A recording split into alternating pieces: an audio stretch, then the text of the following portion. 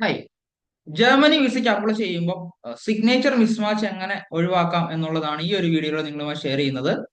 എംബസിയിൽ അവർ ആദ്യം ചെക്ക് ചെയ്യുമ്പോൾ പാസ്പോർട്ടും നമ്മളുടെ ആപ്ലിക്കേഷൻ ഫോമിലെ സിഗ്നേച്ചറും മാച്ച് ആണോ എന്ന് ഫസ്റ്റ് ചെക്ക് ചെയ്യുന്നുണ്ട്.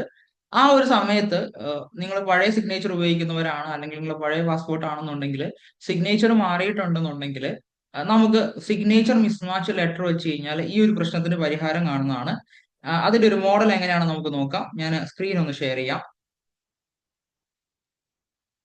യെസ്, ഇതാണ് സിഗ്നേച്ചർ മിസ്മാച്ചിന്റെ ലെറ്റർ വരുന്നത്.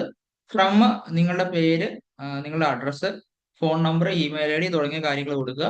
ടു ദ ജർമ്മൻ കോൺസുലേറ്റ്, നിങ്ങൾ ലോങ് ടൈം ആണ് അപ്ലൈ ചെയ്യുന്നുണ്ടെങ്കിൽ ബാംഗ്ലൂർ കൊടുക്കുക, ഷോർട്ട് ടൈം ആണെന്നുണ്ടെങ്കിൽ മുംബൈ കൊടുക്കുക.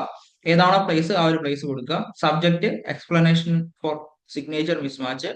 അതിനുശേഷം നിങ്ങളുടെ പേര് കൊടുക്കുക, പാസ്പോർട്ട് നമ്പർ കൊടുക്കുക.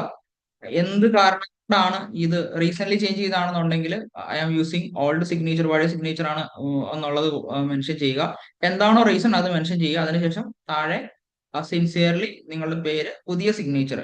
ഇങ്ങനെ ഒരു ലെറ്റർ വെച്ച് കഴിഞ്ഞ് കഴിഞ്ഞാൽ ഈ ഒരു പ്രോബ്ലം സോൾവ് ചെയ്യാവുന്നതാണ്. സിഗ്നേച്ചർ മിസ്മാച്ചുമായി ബന്ധപ്പെട്ട ഈ ഒരു പ്രോബ്ലം സോൾവ് ചെയ്യാവുന്നതാണ്. ഇന്നത്തെ ഈ ഒരു വീഡിയോ നിങ്ങൾക്ക് പ്രയോജനപ്പെട്ടുവെങ്കിൽ ഫോളോ ചെയ്യുക, കൂടെ നിൽക്കുക. അതുപോലെ തന്നെ ഡോക്യുമെന്റേഷനുമായി ബന്ധപ്പെട്ട വിവരങ്ങൾക്ക് ഞങ്ങളെ കോൺടാക്ട് ചെയ്യാവുന്നതാണ്. Thank you all.